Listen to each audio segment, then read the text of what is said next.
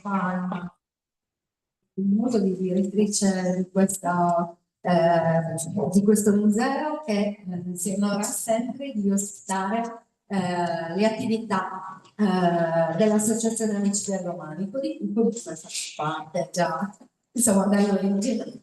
E stasera però sono anche particolarmente contenta della presenza qui del professor Pala, perché come molti di voi sanno, noi qua conserviamo delle opere e in particolare degli elementi architettonici del Medioevo sardo. Questi elementi, alcuni di questi elementi sono anche stati studiati dal professor Pala, quindi insomma questo insomma, ci rende insomma, molto, molto orgogliosi di questa cosa e quindi insomma poi avremo modo di raccontare cosa sono, li vedete alle vostre spalle, siamo anche in fase di riallestimento della sezione della cattedrale medievale insomma, per dare la giusta importanza a questi elementi che hanno un valore sia artistico ma come i nostri pittoti anche documentale.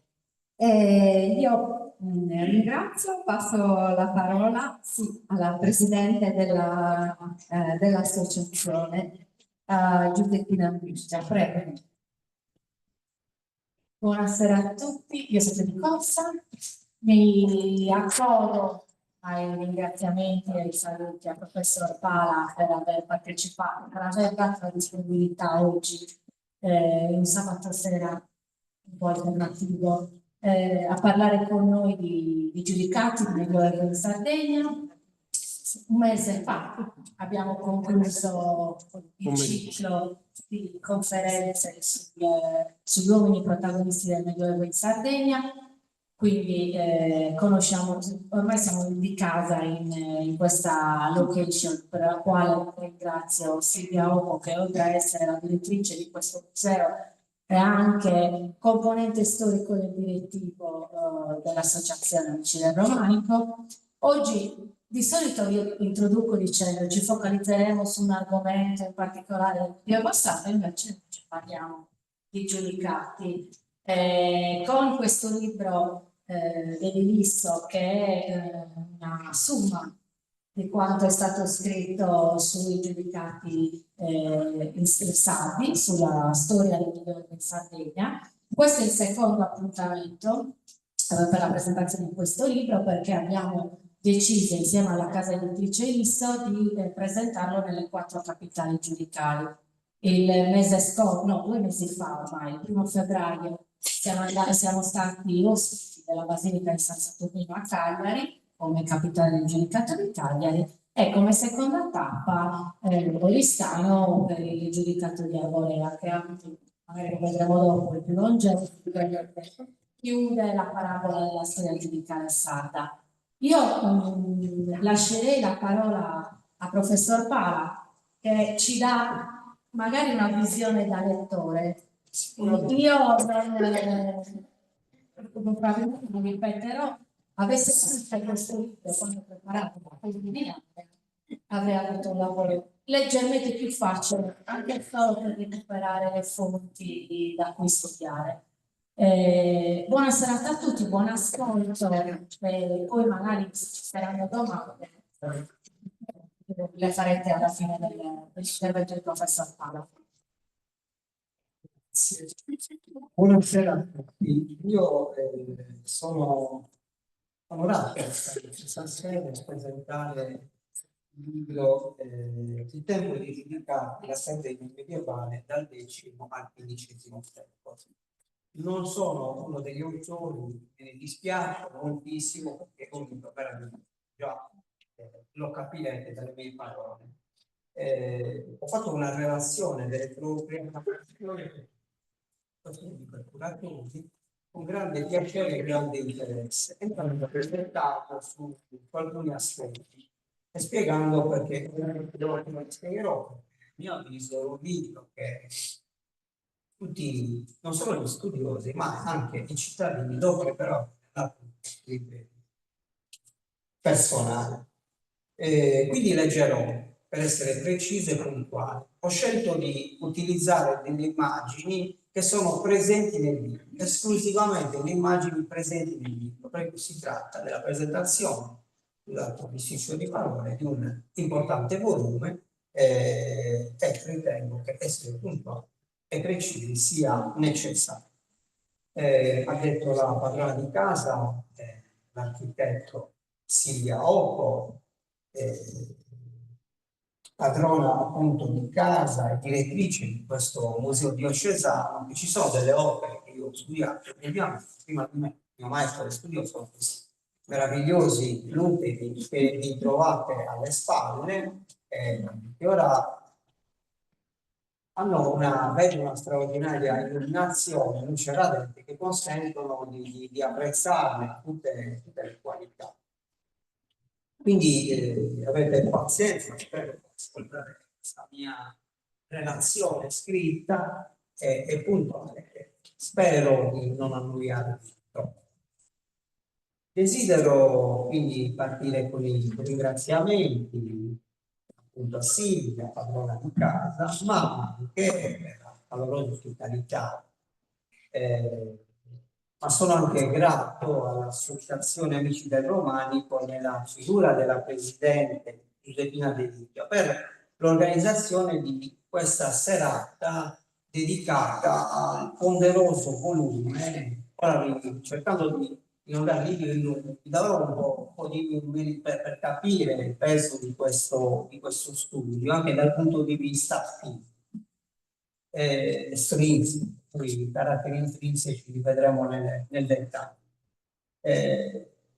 Il tempo dei giudicati, la Sardegna medievale dal X al XV secolo, pubblicato dalla casa editrice Isto di Nuoro nel 2023, curato da Sabrina Cisi, Rossana Martorelli e Giovanni Serrelli. È un volume di ben 379 pagine di grande formato, stinate, di cui 17 di bibliografia, con un corretto di 253 immagini tra fotografie, carte e disegni. Il libro è suddiviso in 9 capitoli che contemplano paragrafi e molte ricche ed esaustive schede di approfondimento. Ovviamente non posso e non voglio presentare nel dettaglio ogni singolo salmo, un metro di lettura. Ho scritto di questo volume, ma nemmeno voglio trascurare alcuno dei saggi. Quindi abbiate pazienza, almeno entrerò in merito ad alcuni dettagli dei saggi. Vorrei indicare le parti salienti che ho ritenuto importanti. La mia visione è quella di uno storico dell'arte, come è stato appena detto, il storia dell'arte medievale, l'appena cagliaritano, che ha affrontato e affronta nel corso della sua professione diversi argomenti che qui si leggono, di cui mi sono occupato nei miei percorsi di ricerca e che alcuni studi nel volume hanno generosamente ricordato. Per comprendere le dinamiche della storia dell'arte nella Sardegna medievale non si può prescindere dal cercare di avere uno sguardo più ampio, a 360 gradi. Non si può esimere dal costruire una griglia storica dove collocare le opere per orientarsi, per capire i ruoli dei maestri medievali che lavorarono nella nostra isola. Dopo partiremo con la colonna visiva, iniziamo con questa splendida copertina che voi tutti conoscerete, l'albero del radicato, del giudicato di Arborea, insomma di Lanza, quindi non si può prescindere dallo studio dell'arte medievale capire il ruolo che hanno avuto i grandi maestri, gli architetti del 1100, gli scultori, le botteghe dei pittori del 200, che sono quasi sempre anonimi, gli argentieri e tanti altri artigiani, inoltrandoci fino al 300, al XIV secolo. Cercare quindi di individuare via via la produzione autoctona, quindi locale, distinguerla da quella allogena, forestiera, che proviene dall'esterno, proveniente da oltremare, e quindi cercare di capire i problemi storico-artistici pressa connessi. Il mio sguardo è stato anche quello del lettore comune, come diceva poc'anzi la dottoressa Deligia, presidente dell'associazione, del cittadino che si interessa della storia della propria terra nel Medioevo, che, come vedremo, come molti di voi sanno, si cala pieno nelle dinamiche mediterranee del tempo, quello dei giudicati, appunto, quello di cui parleremo questa sera. L'intensificarsi della documentazione scritta a partire dall'XI secolo consente di verificare la rivoluzione dell'anno 1000 anche nell'isola, appunto quadripartita nei regni di Calabria, Arborea, Torres e Gallura, organizzata secondo un nuovo assetto amministrativo, i giudicati e le curatorie ed ecclesiastico, con 3 archidiocesi, più un'altra direttamente dipendente dalla Santa Sede. Ora, per incrementare la cultura e al contempo ottenere la protezione della stessa Santa Sede, i giudici cosa fanno? Effettuano donazioni agli ordini benedetti e si insediano con le proprie fondazioni monastiche. Parallelamente cosa succede? Le repubbliche marinate, Pisa e Genova, principalmente, consolidano le proprie postazioni commerciali nell'isola, giungendo a interferire nella politica interna dei quattro. Questa sintesi, queste dinamiche sono affrontate con puntuali strumenti nell'apparato bibliografico nel capitolo del primo capitolo. Nel saggio introduttivo, Un mondo nuovo, i regni giudicali e giudicati, Giovanni Serreri spiega il fenomeno nel paragrafo del suggestivo nome Misteriose origini. Qui vedete la cartina indicata nei confini che ovviamente cambiavano di anno in anno, appunto dei spostamenti importanti, come si sottolinea nel saggio.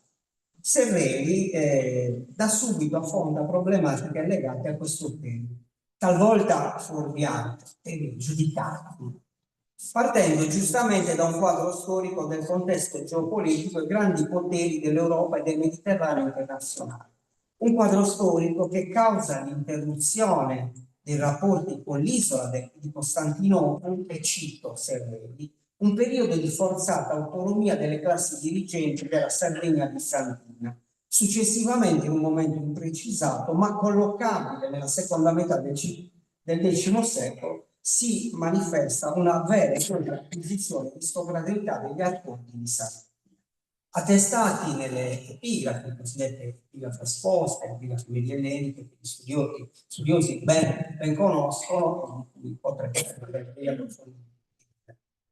nei saggi anticipati nel capitolo.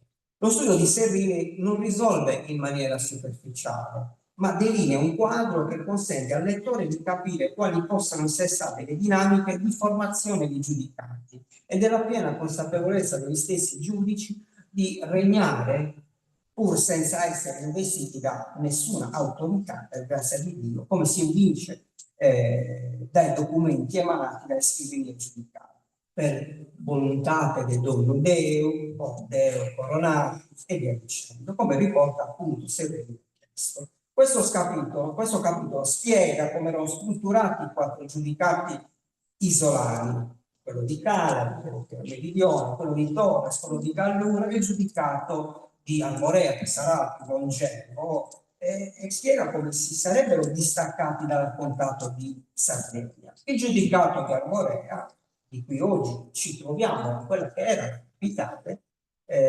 abbiamo notizia certa dell'arcontato, tratta dal sigillo di Zertis con la notizia Zertis Apon Arboreas, ovvero sia Zerti, arconte di Arborea, che non dichiarerebbe dipendenza dall'arconte cagliaritano, evidenziando un distacco probabile dello stesso arcontato di Sardegna, forse intorno a lì. Alla fine del testo è utilissima la serie cronologica semplificata dei giudici, con gli anni noti dei regni, curata dallo stesso Serreri e da Alessandro Sotto, che scrive anche il suggestivo paragrafo sulle relazioni diplomatiche intese chiaramente anche tra i giudicati, tra gli stessi giudicati, i rapporti con la Santa Sede, le relazioni con i re di Castiglia e di Aragona e non solo. Mi piace ricordare come in questa parte del libro si sottolinea che nei 30 anni del regno di Mariano II del Serpa, dal 1265 al 1066, 1295, 1296, ci fu un'impressionante espansione del territorio, nonché un'intensa edificazione militare, civile e religiosa. Questo implica la costruzione di una notevole quantità di edifici.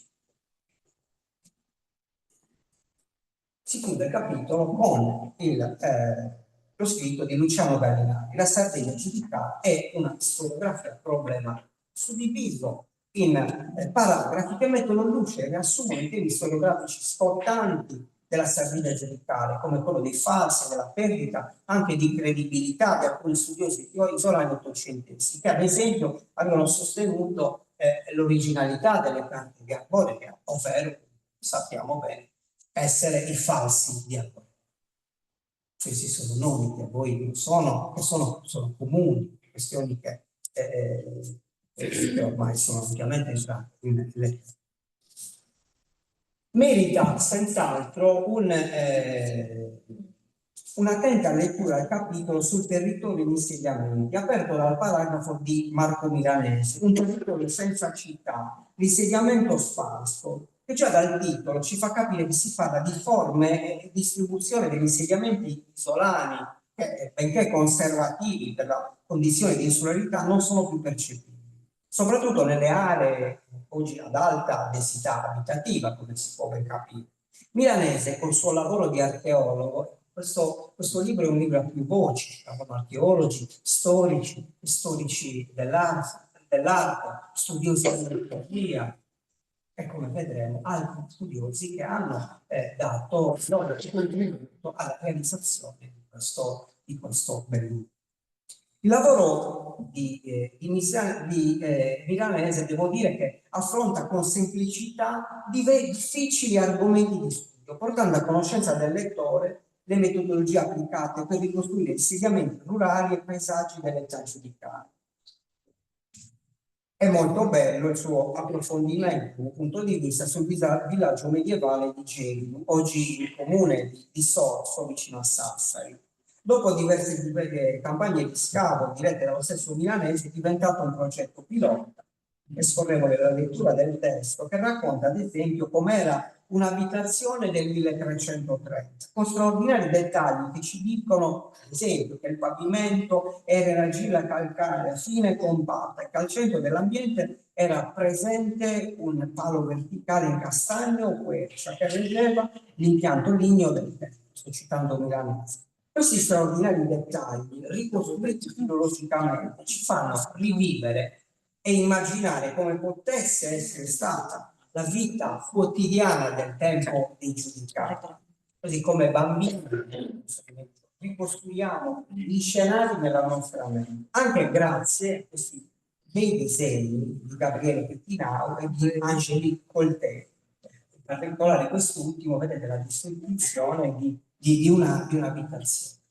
Sono belli, suggestivi, interessanti dal punto di vista didattico, ma soprattutto sono dei disegni che filologicamente riprendono quello che si è potuto conoscere sulla vita al tempo dei giudicati.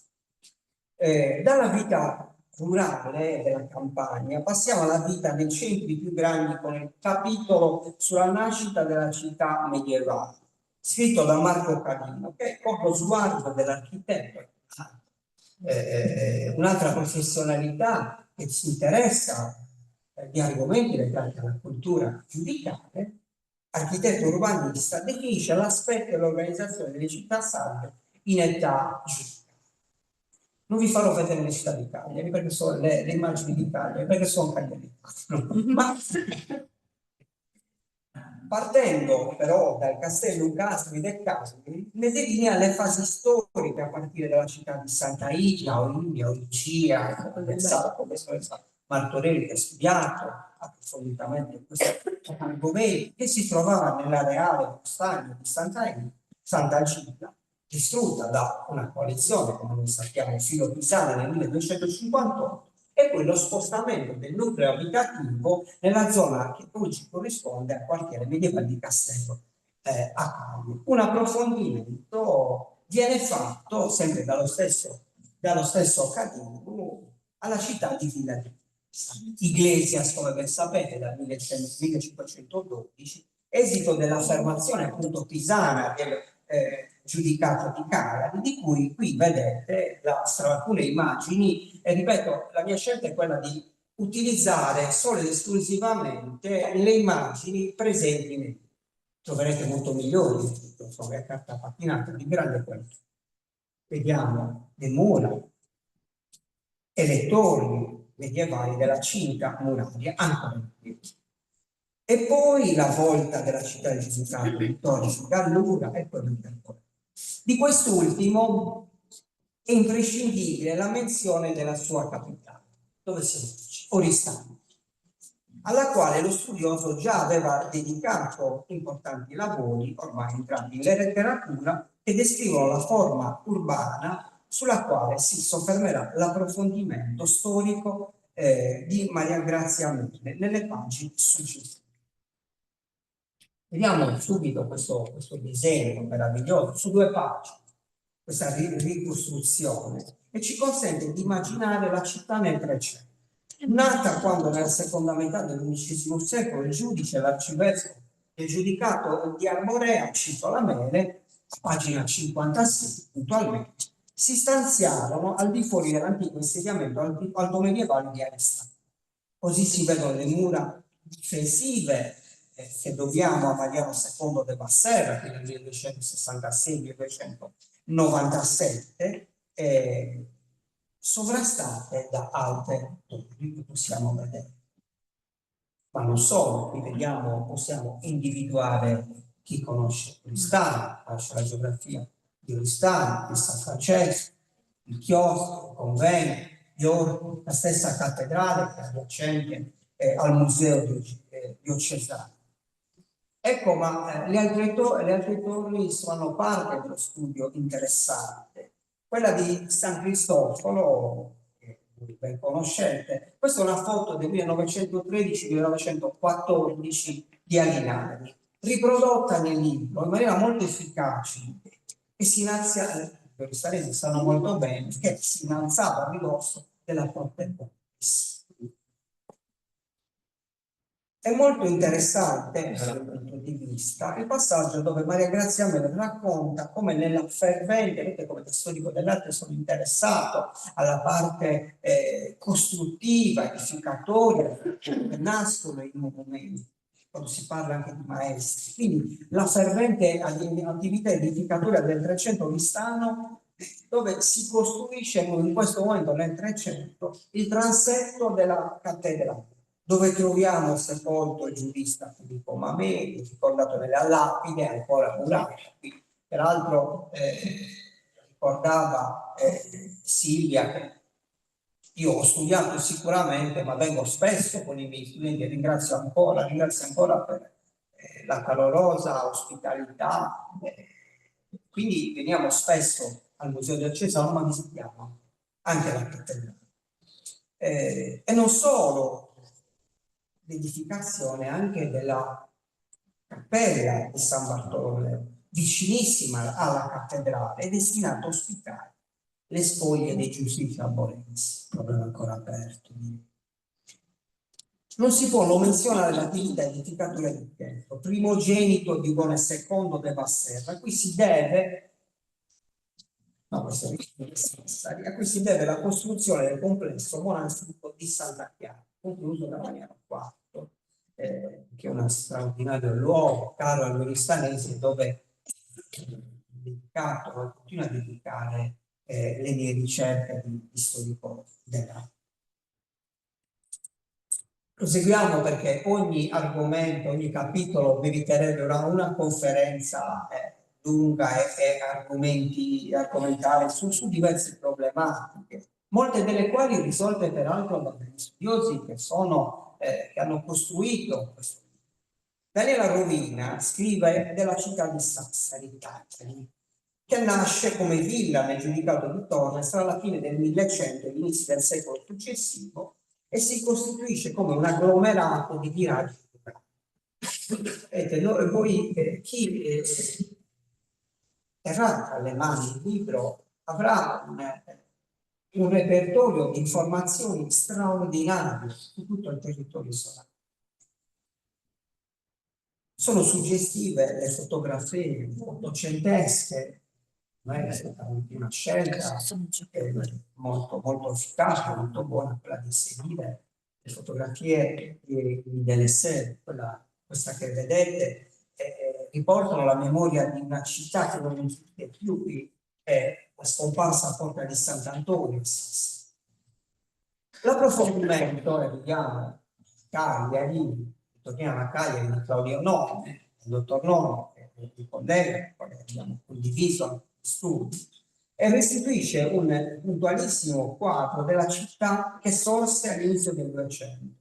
Una ricostruzione storica che parte dall'assetto viario delle nuove strade, la Ruga Mercatorum, la strada dei mercanti, la Sarruga, no?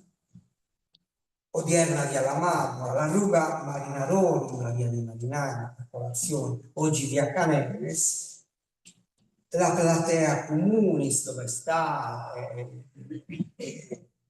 comune, la sede comunale, Piazza Calalberto, vicinato di Recenzia, lo spostamento al Palazzo Baccarat. In Piazza Calalberto, anzi tra Piazza Calalberto e Piazza Palazzo.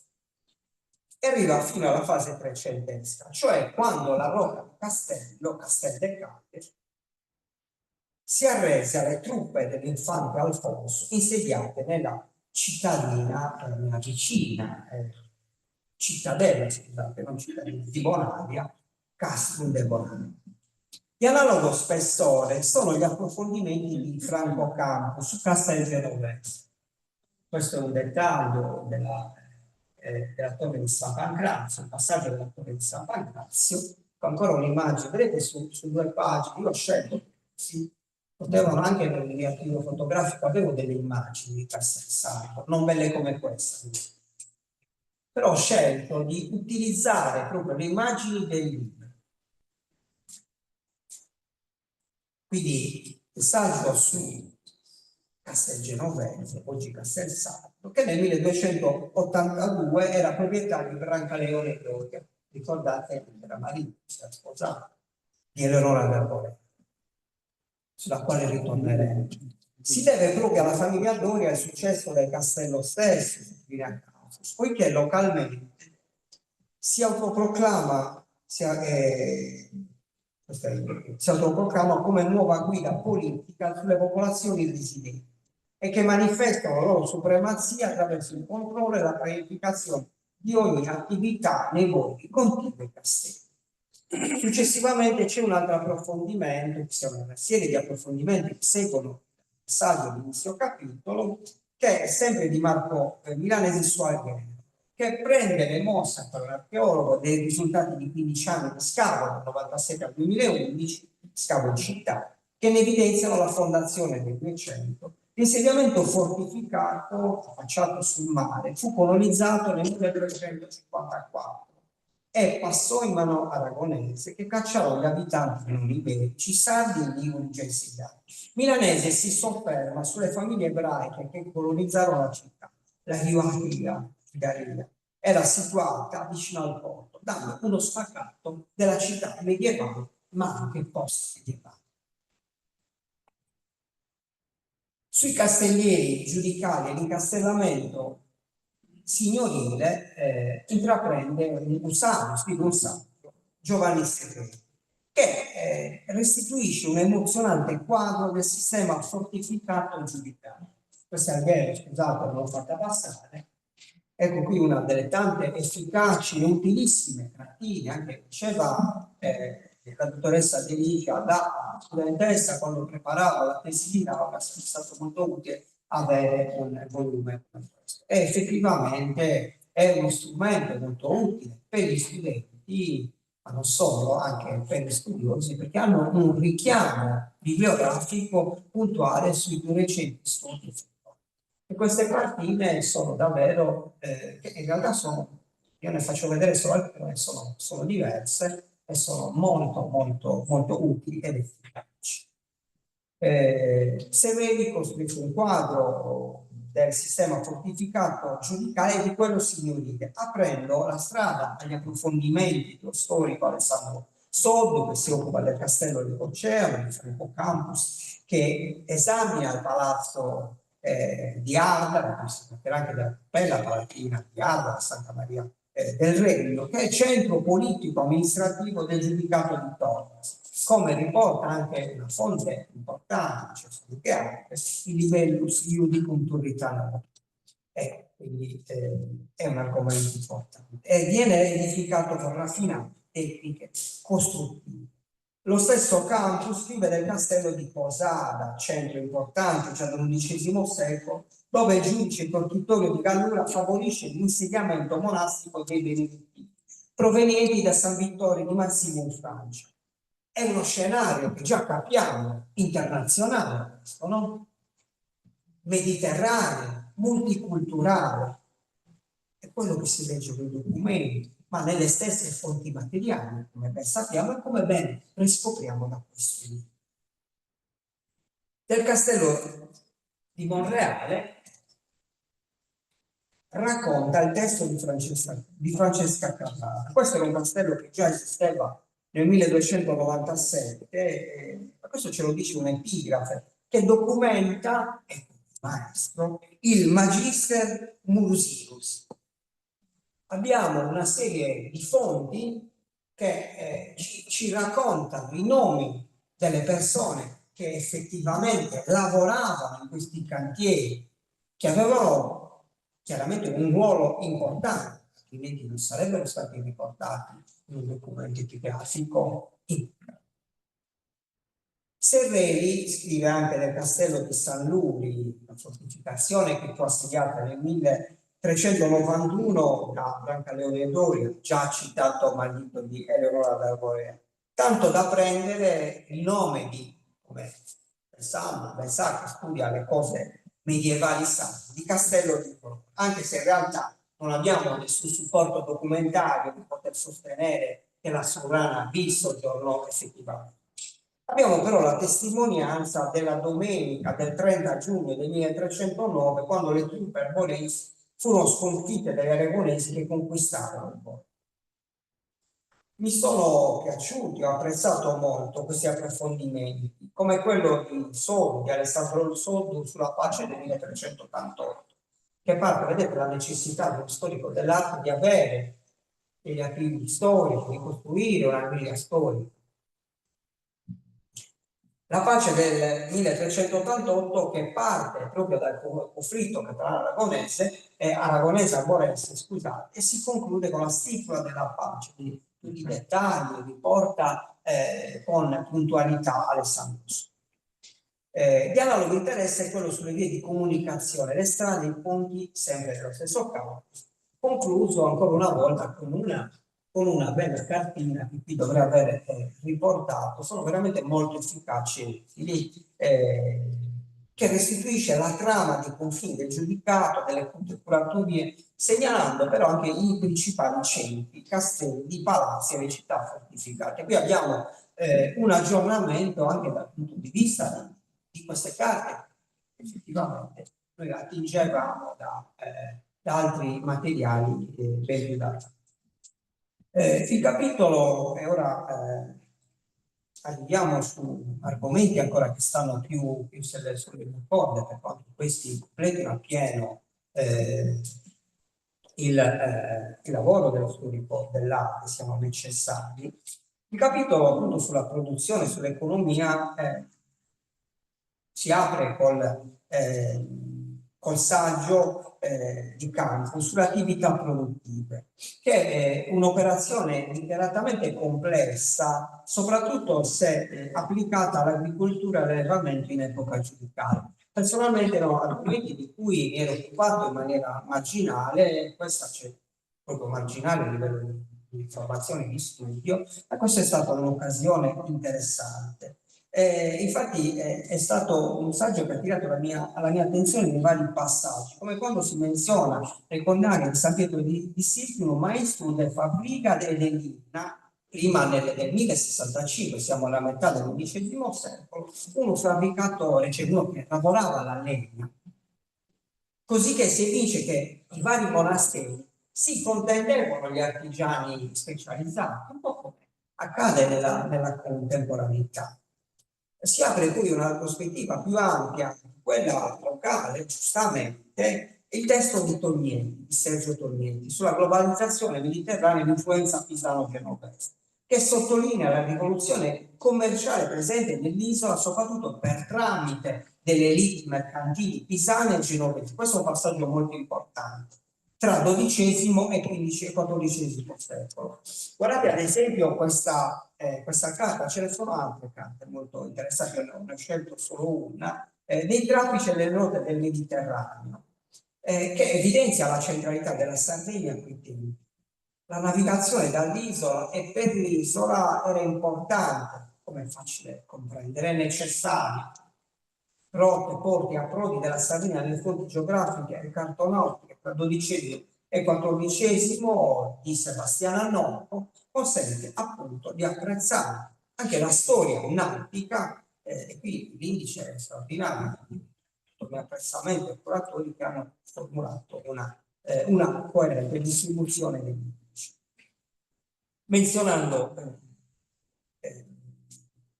Menziona documenti scritti, cronache di viaggio verso la Terra Santa per la Sardegna e un ricco apparato di immagini, tra le quali le bellissime carte nautiche. Spiega questa bellissima carta pisana della seconda metà del XIII secolo, che è quella più antica finora conosciuta, dove si leggono, pensate, ben 29 toponimi che identificano città costiere e approdi della Sardegna meridionale, i cui scambi commerciali erano costanti e proficui, come evidenzia il saggio di Anese, dove si riporta questo straordinario acquamanile bronzo in bronzo, di fattura probabilmente islamica. In realtà sono molti studi che sono stati fatti, non moltissimi, sono stati degli studi recenti. Ma questo è interessante perché la committenza senz'altro è cristiana tra XI e XII secolo. Quindi in Sardegna possiamo dire che si respirava, questo è un acquamanile, un oggetto a suppellettili liturgica che serviva per il capilato, per il pedilaggio, anche per momenti particolari di consacrazione del vescovo, quando si pettinava, c'era un particolare cerimoniale. È stato trovato nel 1907 a Mores, in circostanze del tutto casuali. Il contadino Samarano ha trovato questo testo. Ma in Sardegna probabilmente c'è dei rapporti pacifici tra generi, anche molto diversi. Oggi dovrebbero farci riflettere opere come queste, realizzate 1000 anni fa da uomini comuni, che dialogavano, commerciavano e vivevano anche negli stessi territori in determinati periodi. Il libro continua con gli approfondimenti di Ignazio Sanna su contesti subacquei della Sardegna meridionale e quello di Monica Baldassarri, l'isola dei tesori, produzioni, uso e circolazione di monete, che ci restituiscono uno spaccato di ritrovamenti marini di quelli monetari in Sardegna, chiaramente riconducibili all'età giudicale. Mi piace molto la scelta dei curatori di mettere in questo capitolo dedicato al lavoro, produzione e economia il saggio di Nicoletto Zai sugli architetti, pittori e scultori. Un contributo di storia dell'arte che si cala pieno in questa tematica, poiché l'opera d'arte, a mio avviso, va studiata anche e soprattutto nell'accezione di merce e come tale soggetta alle dinamiche di importazione e di esportazione, chiaramente legata alla situazione geopolitica del mondo. Al tempo dei giudicati la produzione artistica era di grande livello artistico. Scusate, mi sticcio qui andava cassato, un artistico. La Sardegna faceva parte di un'area mediterranea, quella nord-iberica, dove sostanzialmente si facevano le stesse cose, in un territorio molto vasto. In un determinato periodo, in particolare nel XII secolo, come si costruiva a Pisa, si costruiva in Sardegna, a Genova o in altre aree nord-iberiche. C'era uno spostamento di maestranze che spesso si stanziavano nei territori richiamati dalla committenza facoltosa, primi fra tutti i giudici e la cerchia nobiliare, la loro cerchia nobiliare, gli altri prelati, vescovi, abati. Nicoletto Osei restituisce questo complesso e affascinante scenario, spiegando e illustrando bellissimi e straordinari edifici che si possono mettere allo stesso piano di altri ben più famosi monumenti, come ad esempio, vedete, questo è l'interno, la chiesa di San Pietro, il Sole, completamente volte a crociera, completamente coperte in pietra, che segnalano la presenza di maestranze altamente qualificate, di botteghe che sapevano realizzare monumenti come questo. L'edificio era sicuramente, lo sappiamo perché abbiamo delle tracce di frammenti, era sicuramente dotato di cicli affrescati, ne abbiamo prove. Dei cicli superstici ce ne parla ancora Usano, menzionando i più noti e quelli meno conosciuti, come il ciclo pittorico di Sant'Antonio Abate Aurosei. Anche questo è importante, che alcuni cicli pittorici vengano pubblicati e resi noti al grande pubblico, perché sono di notevole importanza storico-artistica e storica. Questo capitolo è arricchito dall'approfondimento di Valerio di Illa, che ci porta dentro la bottega dei latticini, ovvero sia che sono i lavoratori della pietra, degli scultori che lavoravano nelle grandi cattedrali e che realizzavano le opere, molto spesso, degli arredi liturgici funzionali appunto alle cerimonie sacre. Ecco questo.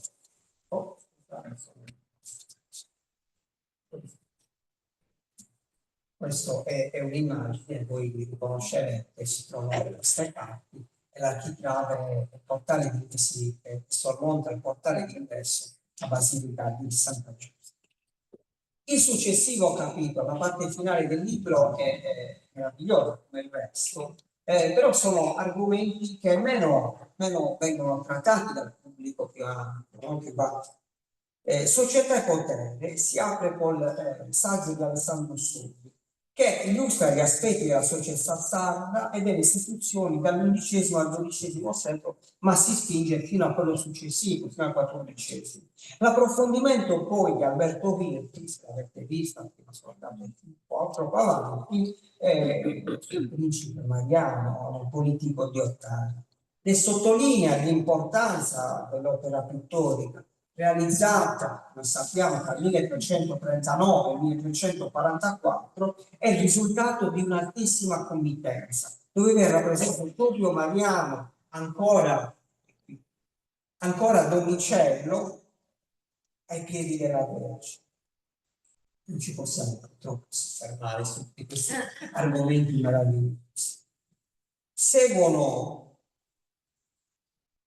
gli interessantissimi saggi su Eleonora Saiudissa, la giudicessa, di Giovanni Serreri, regina di Arbolea nella seconda metà del XIV secolo, quello sui vescovi e le badesse di Lorenzo Tanzini, sui donos maiorales e gli apparati amministrativi di Giuseppe Serra, i militari e le armi di Graziano Fois, la famiglia e le donne di Marangela Rappetti, le leggi e gli statuti di Olivetta Schera, che delineano il quadro di una società complessa ma ben organizzata. L'approfondimento di Giuseppe sulla carta Sveloto è un altro tema nodale del Medioevo sacro. Proprio con la carta dei Logo del giudicato di Arborea, redatta da una normalizzazione legislativa dei giudici arborensi per poter amministrare la giustizia, chiaramente, probabilmente già codificata nel 1258, viene modificata dai figli di Mariano, da Uone III e da Eleonora. Uone III siamo alla fine del 1300, muore nel 1386. Eleonora la emendò per rispondere alle mutate esigenze della società, La sua validità, pensate, venne estesa in tutta l'isola e ha una lunga storia. Durò fino al 1827, quando fu sostituita dal codice albertino, quello voluto da Carlo Felice di San Luigi. Nel testo si può vedere un'immagine del primo manoscritto, quella che ho mandato in visione, del primo manoscritto conosciuto della Carta dei Logo Arborense, conservato nella biblioteca universitaria. Sono densi gli approfondimenti di grande interesse che seguono sul breve di Villa di Chiesa, di Biancafanta, sugli statuti sarsaresi di Alessandro Soddu, sui condagni, ovvero sia quei registri amministrativi che abbiamo già citato, monastici, redatti in lingua sarda di Patrizia Serra. L'approfondimento poi sul condaglio di Santa Maria di Bonarcado di Maurizio Virdis, quello di Alessandro Soddu sul condaglio di San Pietro di Silvi, che abbiamo citato prima, e l'approfondimento successivo su lingue in contatto alla Sardegna giudicate di Giulio Paulista. La vita quotidiana è qui analizzata in un capitolo che segue e ci consente di fare un viaggio nel passato. Nella tavola è stata dedicata anche bene dall'Associazione Amici del Romano, anche una comunicazione che viene peraltro deve arrivare, che arriverà.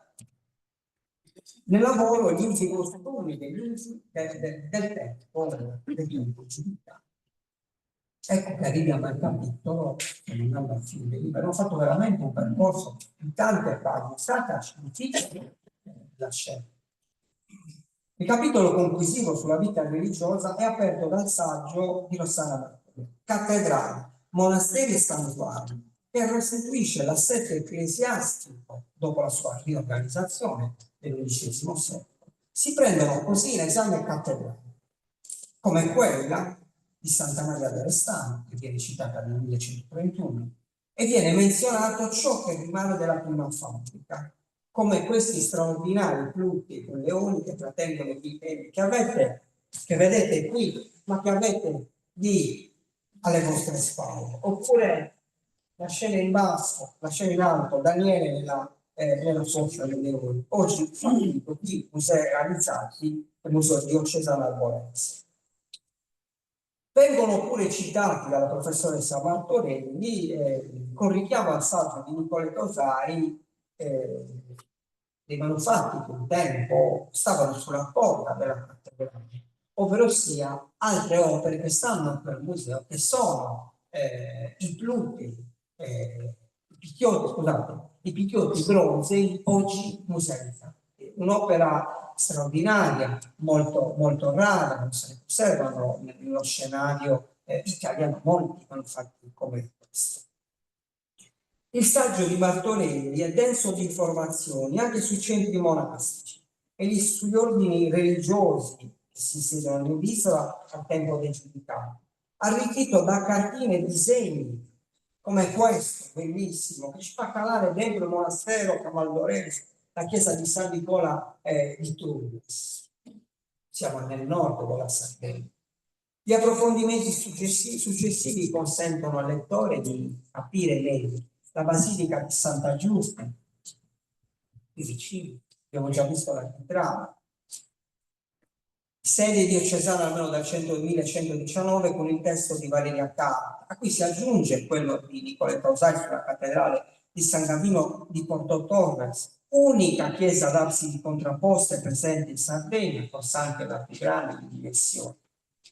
Non posso non menzionare il testo di Giampaolo sulla vita religiosa e la musica, dove si esaminano i libri per il culto e l'autore ne sottolinea pure il loro valore materiale.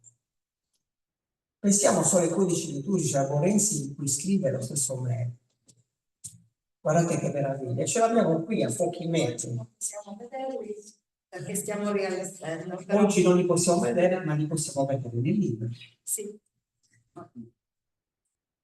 Quindi questo antifonario della seconda metà del XIII secolo, giunto a Oristano all'epoca di Mariano II, scritto in minuscola gotica, con notazione quadrata su petagramma, è uno dei tanti codici illustrati in questo bel e conservati qui al Museo Diocesano.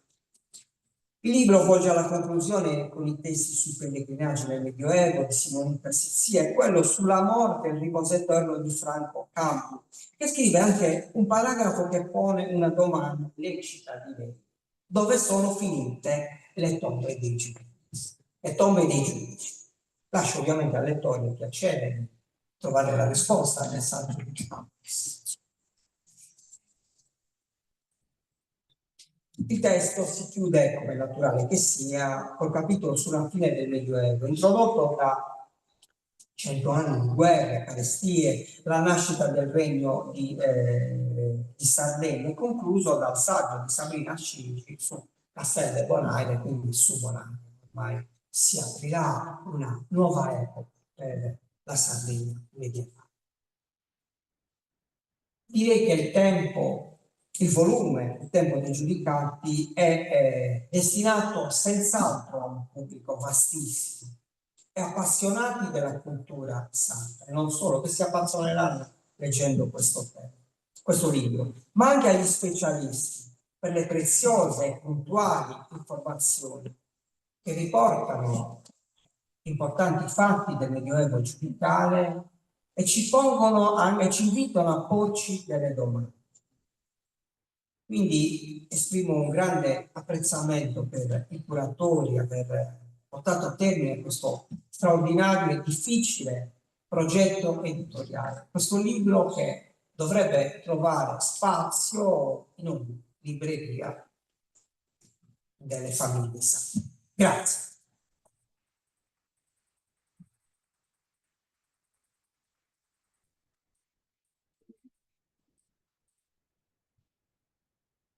Bene, ti ringrazio a nome mio, soprattutto per la parte relativa alla storia dell'arte.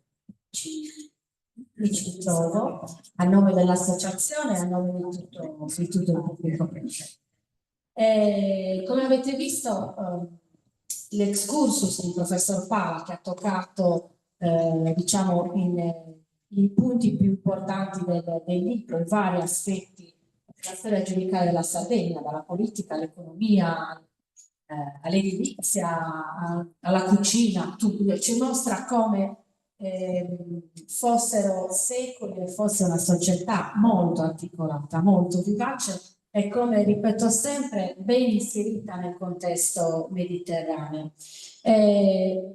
Come associazione abbiamo pensato che la presentazione di questo libro, pur non essendo pubblicato da noi, dava modo di comprendere meglio il contesto storico e culturale in cui sorgono poi le chiese, i monumenti che sono ancora oggi una testimonianza tangibile e concreta di questo periodo. Noi ci chiamiamo Itinera Romanica Associazione Amici del Romanico, ma attraverso l'architettura romanica in Sardegna in realtà quello che facciamo è promuovere la storia medievale sarda e ci sembrava un modo aderente alla nostra missione, quello di presentare questo.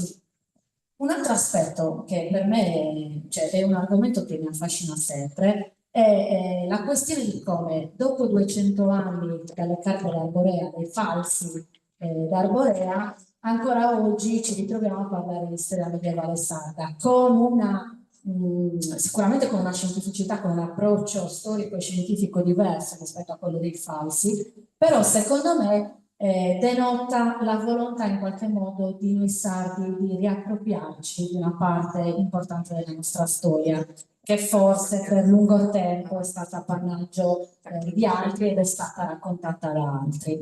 Prima di salutarvi vorrei lasciare la parola alla professoressa Martorelli e a lei chiedo una curiosità. Come avete fatto a mettere d'accordo, come diceva il professor Pala, ci sono architetti, ci sono storici dell'arte, ci sono storici, ci sono... Come avete fatto?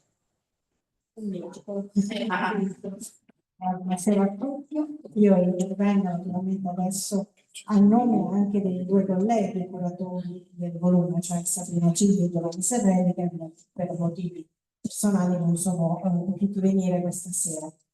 Allora, intanto, prima di rispondere alla domanda di Giuseppina, volevo ringraziare il collega Andrea Pala per questa bella presentazione È la seconda presentazione, anche in questo caso devo dire che l'hai detto tutto, non c'è dubbio, non abbiamo proprio neanche un margine di dubbio su questo.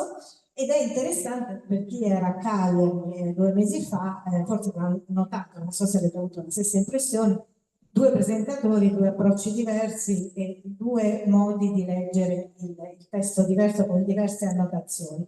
E questo secondo me è un indizio importante del fatto che il libro effettivamente contiene tante informazioni che possono suscitare curiosità diverse poi nei lettori. Come curatrice, quindi così in contumacia agli altri curatori, vi posso raccontare il backstage di questo volume. In realtà noi siamo stati incaricati di un lavoro molto più ampio, perché inizialmente ci avevano affidato tutta la storia della Sardegna dall'età vandala fino al tempo dei giudicati, quindi 1000 anni di storia, che dovevano confluire in un unico volume. L'ultimo di una serie, questa è una collana che il Lisso ha voluto fare con un'idea che possiamo dire oggi veramente geniale, con la finalità di raccogliere in ognuno di questi volumi un quadro generale sotto diversi aspetti dei singoli periodi, partendo dalla preistoria per arrivare fino all'età dei giudicati. Quando 3 anni fa ci è stato affidato questo lavoro, abbiamo iniziato a fare l'indice. E l'indice, l'ho detto già forse anche a Cagliari, lo ripeto, abbiamo fatto 18 versioni di indice, il che vuol dire che non è stato semplice organizzare tutto questo lavoro. Il lavoro è lievitato e quindi la stessa casa editrice ci ha detto no, facciamo 2 volumi distinti. Quindi il primo raccoglie la storia dell'età vandala fino alla fine dell'età bizantina e con l'ultimo capitolo si aggancia a questo volume che è quello dei giudicati. La finalità appunto della casa editrice è stata quella di dare un quadro in ognuno dei volumi di questi periodi, con tutte le problematiche che ci sono e sotto tanti diversi aspetti. Quindi, prima di tutto, l'interdisciplinarità. E lì, appunto, risponde a Giuseppina, l'interdisciplinarità è possibile solo con persone che siano specialiste ognuna di materie diverse e quindi con un suo approccio diverso. Non è stato un lavoro facile, anzi è stato molto impegnativo perché abbiamo dovuto instaurare un dialogo con appunto tutte queste professionalità, ma non solo noi con loro, che fra loro, perché i vari pezzi, diciamo così, del volume, i vari capitoli, dovevano essere coordinati. E se voi avrete il piacere di leggerlo, vi rendete conto che ci sono degli argomenti che si incrociano e quindi vengono esaminati da più persone e talvolta ci sono anche delle differenze di vedute che chiaramente abbiamo lasciato, perché non è che coordinare un volume significa che tutti devono essere d'accordo e devono dire la stessa cosa. Ci possono essere dei punti di vista diversi. Il nostro compito è stato quello, ovviamente, di raggiungere un prodotto che fosse anche gradevole alla lettura, che non ci fossero errori naturalmente, questo è ovvio, che fosse coordinato nell'insieme. E quindi è stato per noi, diciamo, l'impegno è stato soprattutto da questo punto di vista, cioè instaurare una specie di tavolo di colloquio con i vari attori e scrittori di questo libro. Da questo, diciamo che i primi a imparare siamo stati noi, perché naturalmente noi 3 non conoscevamo tutti gli argomenti trattati, quindi per noi è stato veramente un lavoro molto impegnativo. Ognuno dei volumi ci ha preso 1 anno, ma lavorando molto intensamente, però è stato un modo, prima di tutto per noi, per conoscere, entrare a fondo veramente delle storie. Per quanto riguarda questo volume, voi pensate soltanto, Andrea ha messo in luce tanti aspetti, stiamo parlando di giudicati, cioè un tema che qui in Sardegna, e io lo dico da non sarda perché io sono arrivata qui e non li avevo neanche mai sentiti nominare, perché fuori dai confini dell'isola non si nominano neanche i giudicati, qui in Sardegna sono stati oggetto di studi da secoli, ma anche con tanti miti, quindi quello che abbiamo dovuto fare noi era anche cercare di sfatare questi miti, di dare attraverso i risultati della ricerca più recente dei cardini storici, archeologici, storico-artistici che oggi sono diversi rispetto a quelli su cui si basava il Magno e su cui sono nate le bellissime, meravigliose, stupende carte di Arborea che io adoro che sono falsi, quindi anche loro si basano su dei libri. Quindi, per esempio, già il discorso dell'origine dei giudicati non è un argomento da poco e la parola fine probabilmente non è stata ancora detta, però gli studi sono stati andati avanti e ci hanno permesso in questo volume di mettere almeno dei punti fermi.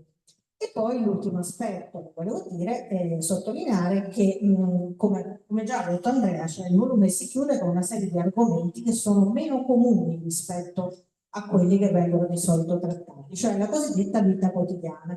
E lì è proprio il lavoro dell'archeologo che fa storia non soltanto con i documenti che vengono studiati con più diciamo, capacità, nel senso di conoscenza, strumenti da parte degli storici, mentre noi li studiamo di più dal punto di vista materiale, cioè con l'aiuto degli oggetti che troviamo durante gli scavi archeologici, quindi un diverso metodo.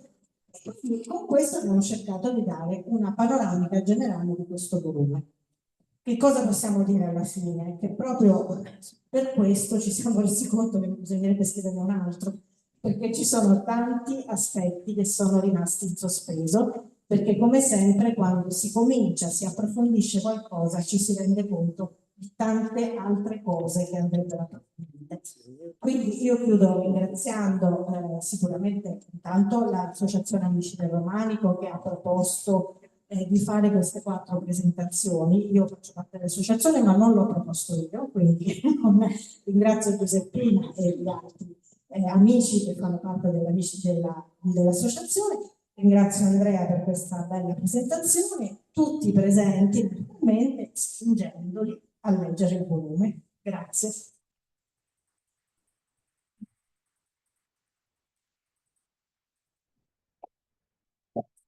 Allora, a proposito del libro, è una presentazione, quindi va detto anche che in fondo c'è il banchetto della libreria Mondadori dove si può acquistare il libro con un prezzo scontato del 20%.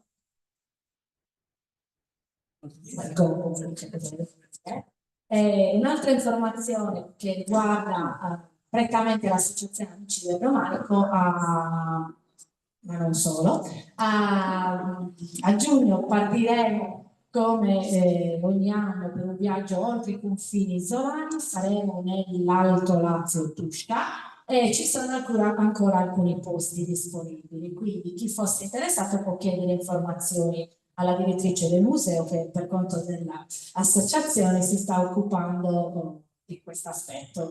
Volevo giusto per un attimo fuori programma, c'è un secondo, proprio perché abbiamo detto l'importanza di recuperare la nostra storia, l'importanza di recuperare il nostro passato, lascio brevemente la parola al vicepresidente dell'associazione che per nostro conto sta portando avanti l'argomento Reggia giudicare Alessandro. Grazie, grazie Giuseppina. Complimenti, complimenti a Rossana perché davvero questo libro è fantastico e ci dà modo di finalmente di affidarci alle ricerche serie, scientifiche, perché ne abbiamo davvero bisogno. E a proposito del mio campo, cioè dell'architettura e dell'urbanistica giudicale, oggi nel giornale c'era una brutta notizia dal nostro punto di vista, perché noi ci stiamo spendendo come associazione, anche come studiosi dell'argomento, perché la legge giudicale possa essere studiata perché davvero rappresenta un edificio importantissimo, è una tipologia, appunto, una legge che si è conservata, trasformata, perché chiaramente mi hanno insegnato che le cose che si conservano perché vengono trasformate, perché sennò si distruggono.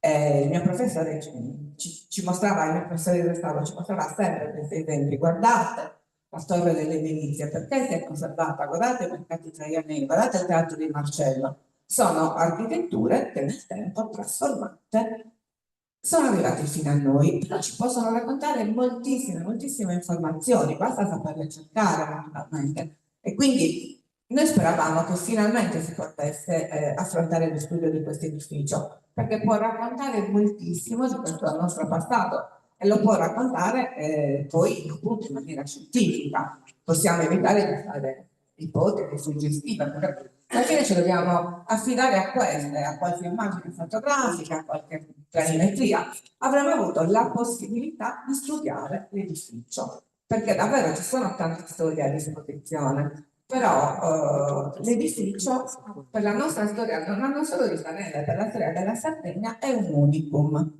E andava e questa possibilità non poteva essere sprecata. Invece no, pare di no, perché verrà presentato un bando di concorso, appunto un concorso di idee, dove si chiederà ai gruppi di progettazione di presentare delle idee progetto.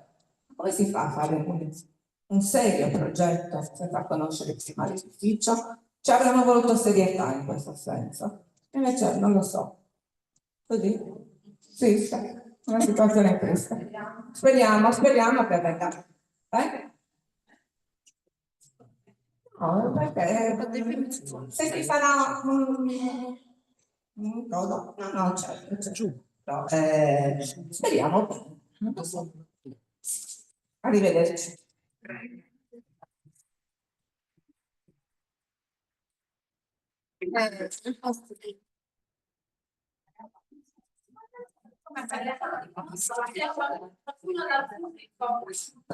Non so se qualcuno dal pubblico ha delle domande da fare al professor Bala. So che c'è.